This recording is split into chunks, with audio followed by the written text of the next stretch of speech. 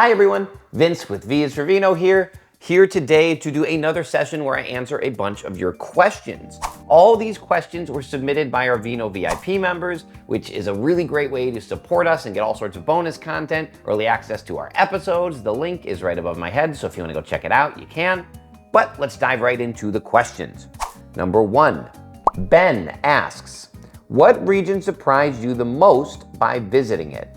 Exceeded the expectations you had going in? Well, this is a good way for me to plug our upcoming episode, Lebanon. I went to Lebanon, I'm half Lebanese, so it was really exciting for me. But I knew very little about Lebanese wine going into the project. When I got there, I was blown away by one, the history is older than most places on the planet. Some of the oldest winemaking in the world took place in Lebanon. But also the wines, they have this amazing freshness to them, because I didn't realize this before I went, but the altitude of where they grow the wines is really high. And so you can get ripe wines that have really ripe fruit character while still retaining their freshness because the heat doesn't get to them as much with the altitude. So, and mountain wines, by the way. Mountains have really good soils, drain well. So that episode comes out on June 2nd for everybody, but if you're a VIP member, you will get it in just a few weeks on May 26th. So there's my plug for our upcoming episode. It's going to be amazing. Steve asks, why am I often underwhelmed with fine wines? Spending over $50 on a bottle just doesn't seem worth it. I love this. I have so many great things to say about this. So there are places in the world where I think you need to spend that much to get a good bottle because they have a reputation. Piedmont, your Napa, you really can't get a Napa Cabernet for less than that. That's a decent price, maybe 40. 35, 40 maybe if you find a value. So there's places in the world where I think you need to spend a little bit more money to get what you need. But in a general sense, you don't have to spend that much ever. There are so many amazing wine regions in the world where you can get $20, $30 bottles that are mind-blowing. So it really just depends on where you're drinking. And the other thing I'll say is why am I often underwhelmed with maybe the same wine from that region at, $80 versus $40. One of the things that happens is as you get better at tasting, you start to understand what quality means. Quality might not mean what you think when you're a young taster, and I'll give you an example. Flavors often can be similar and structure can be similar, but some of the things that we look for in quality, when we're measuring quality, is complexity and finish and balance. And I'll take those three really quick. Complexity is how many different things you're getting. And as you become a better taster, you'll pull out more notes, right? But when you're kind of tasting as you are first starting out, or maybe not quite as experienced with a specific wine or grape, you might not get all those flavors. So that's number 1. Number 2, length. We're looking for how long it stays on the palate after you take a sip. And that's something if you're not consciously thinking of, maybe you won't notice, right? And so look for that the next time you're tasting quality wine is how long after you take a sip are you still tasting it? And then number 3 is, what did I say? Complexity, length, and balance. How well balanced is the ripeness and especially the structural components, right? The alcohol, the acidity, the body, and you kind of want it to hit a perfect balance. And again, until you've tried a lot of wines, you might not know what a perfect balance is.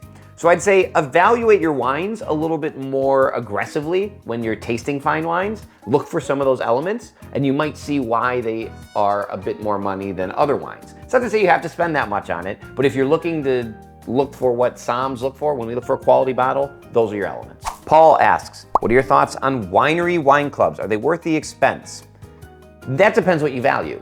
There's a little bit of a dirty secret in the wine world that wine is actually the most expensive it will ever be at the winery for the most part. You can usually find the same wines that the winery sells cheaper in a resale market. In a retailer, they'll buy in bulk, they'll run specials, but as a wine club member, you almost often get things that you can't find in stores, exclusive winery only things. So if you like a winemaker a lot and you want to really dive deep, you can try all these exclusive bottlings that they don't offer to the public. In addition, if you're in proximity to the winery, they almost always offer free tastings, discounts on the bottles you do buy when you're there. So It's worth it depending on what your definition of worth it is. From a dollars and cents standpoint, could you maybe find the exact same wines for cheaper? Sure, but those other perks might be worth it to you. All right, next question. Teresa asks, as someone who is not in the industry but very passionate about wine, does it make sense to go beyond WSET level 2 certification and get a level 3? I may want to work in a tasting room someday. Okay, so tough to say. I would probably say yes. And here's why. Level 3 brings in an element that is going to force you to really learn wine better, and that is your test is going to include a blind tasting component. The blind tasting component is not just about if you can blind taste, it's about honing your palate. And so by being forced to do that in the training as you lead up to WSET level 3, you're going to really develop your palate a lot better. So I really encourage, if you are going to go in a tasting room, or even just for personal use, I like going to level 3. I actually don't think you have to go past level 3. I think that's the cutoff. You only need to go past level 3 or past Court of Masters level 2 if you're trying to do it professionally in a really high capacity. Everybody else, 90% of people, you do not need to go past those levels. Chrissy asks, how'd you get interested in wine? Great question. I was around wine as a kid because my family owned a business that imported some wines from some places, I think mostly Italy. And then, my dad liked wine, I just kind of grew up around it. But the real answer is I went to a restaurant in Chicago that I wanted to work at. I was working at a kind of low-end casual restaurant. I wanted to go into an upscale restaurant. And they wouldn't hire me because they said, you didn't have the wine knowledge that we need for this position. And it's kind of one of those things where when somebody tells you something you can't do, you're like, yes, I can. Yes, I do. And so I went back and I was like, I want to learn everything about this. I don't want to be ever told that again. And that's really where I started diving deeper. Then when I went to Los Angeles, I was working in even nicer restaurants and had some mentors who got me into it. And so in general, it was just kind of a hunger for like knowledge. And I was also really curious, why can like a glass of wine be super expensive? Like, what is the difference between a $10 glass and a $30 glass, or a $100 bottle and a $15 bottle? And people collect it and they invest in it. And I just had interest into why. And so I wanted to get those answers. So I was just kind of genuinely curious about it. Matt asks, of all the places you've traveled, is there one you think offers the ideal combined experience of travel, quality wine experiences, food accessibility, and people in a way that is a must-do or see for this group? Yeah, I probably sound like a broken record for this, but I would say Portugal. I am so bullish on Portugal. I loved it. I really felt like they were some of the nicest people on the planet. I think from an accessibility standpoint, it's the closest European country to America, like in proximity, in physical proximity, and it's also really affordable, especially for Western Europe. You know, you go to France and Spain and Italy, they're used to tourists, they're expensive, but Portugal, it's more expensive than it used to be because the secret's out, but it's still a great value. I think the food isn't far off from a lot of food that you might know in America. You know, there's really kind of accessible things that are made with ingredients you might recognize. And from a culture perspective, going there, like, it's mind-blowing. It's absolutely mind-blowing. You'd be shocked. You know, Portugal basically, you know, their empire was all over the world. So they had this really amazing history where you have all these great monuments and statues and all these things that you get from going to Spain or France or Italy or any of those without necessarily having the price point. So Portugal, love it. Peter asks, how do you know if a wine is corked? Good question. I think I'm actually gonna film a TikTok about this very shortly here. But the short answer, without getting into, well, let's talk about what corked is. Corked wine means that the wine has been infected, the cork has been infected with a bacteria and it got into the wine and ruined the wine. You can't fix corked wine. Now, it's not the winemaker's fault, it's the cork's fault, and it's different from bottle to bottle. You might have the same bottle from the same producer, but that bottle's fine, but the one you have is corked. Corked wine is going to smell when you get in those. The number one thing that happens that's obvious is damp, musty, wet cardboard. Now, that's if it's bad. The bad thing about corked wine is that sometimes you can't even tell. Sometimes it just seems like a dull wine that doesn't have a lot of flavors, doesn't have a very nice nose, and it's just kind of muted. That's worse. I'd rather have the obviously bad one because then I know that it's bad, I can send it back, get a new one. But if it's just muted, it's hard, unless I'm like the winemaker, I've had the wine before, how am I gonna know it's just not the winemaker not being very good, right? And so winemakers hate corked wine. So that's tougher, but the obvious one is a damp, wet cardboard kind of smell on the nose in particular. You'll get it. So that's how you know. Number 8, Alex and Charlene asks, are you interested in doing an episode in Argentina? Yeah, 100%. I mean, we did Chile. I loved it. And it was our first foray into South America. It won't be the last. We will get to Argentina. I'm also talking to Peru.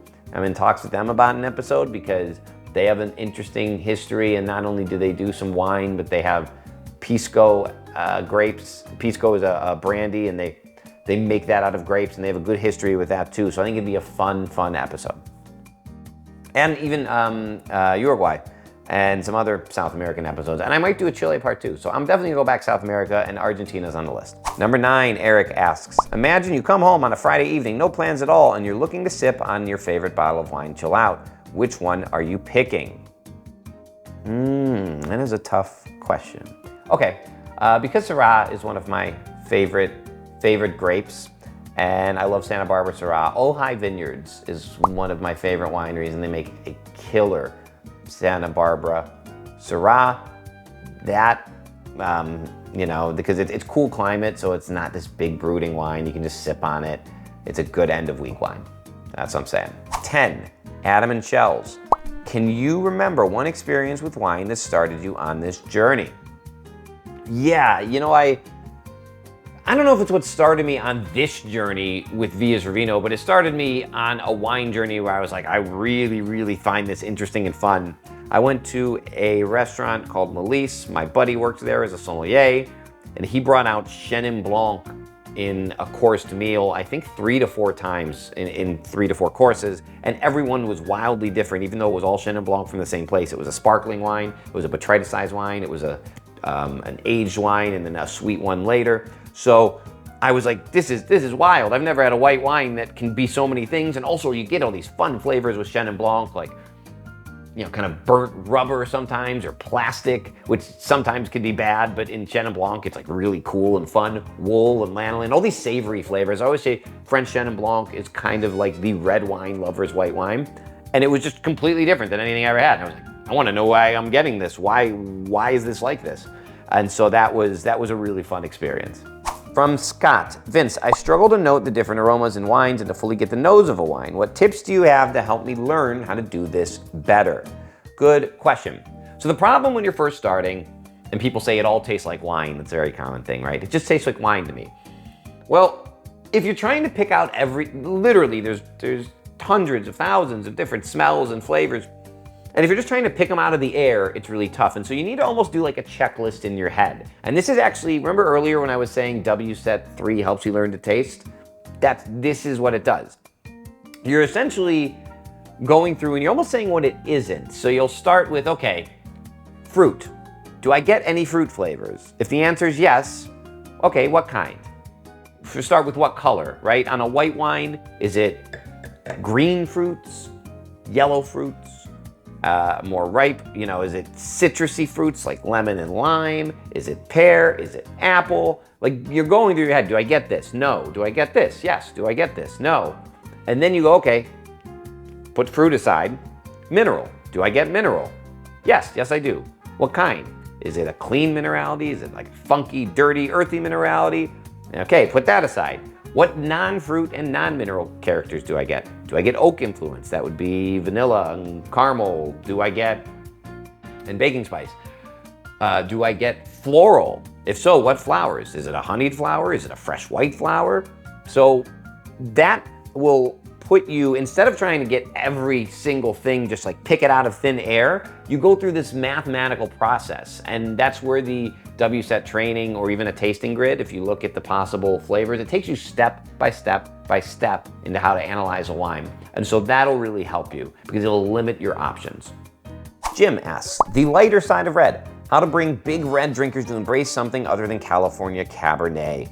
Yeah, that's a great question. It's actually one of my hidden goals of the show. And listen, there's nothing wrong with a big old California Cabernet. I mean, I like those on occasion.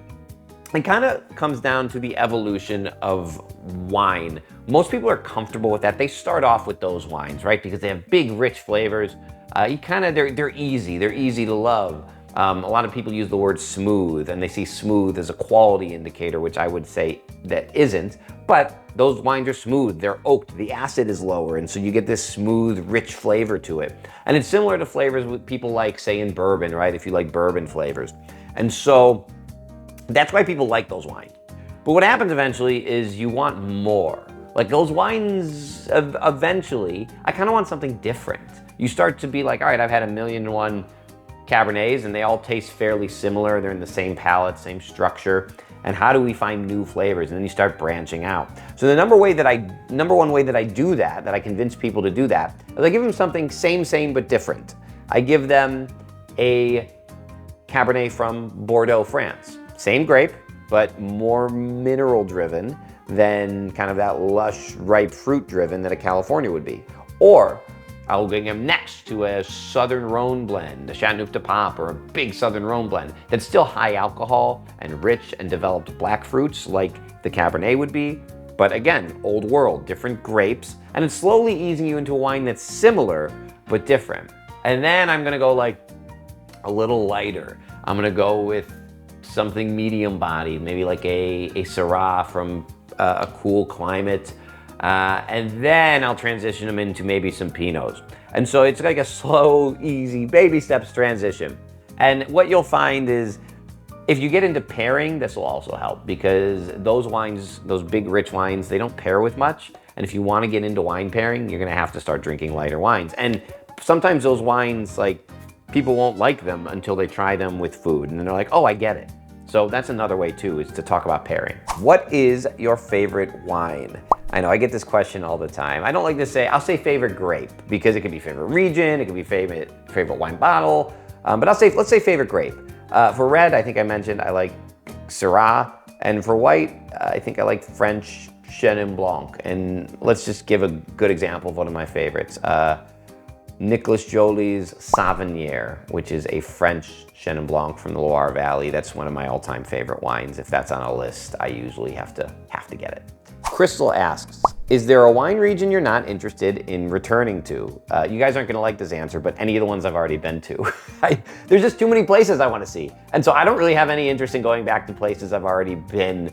As much as it might be fun, maybe I'd go for a personal trip, definitely not for the show, I don't think, for the most part, but I don't know, never say never. But there's so many wine regions I still want to go to. I haven't done anything in Australia or much of Eastern Europe or New Zealand or South Africa. I mean, there's just too many places I want to go. So I don't have any interest in going somewhere I've been. Okay, I got so many questions this time around that I'm actually gonna make this a two-part video. So I'm going to answer the rest of the questions on our next go-around.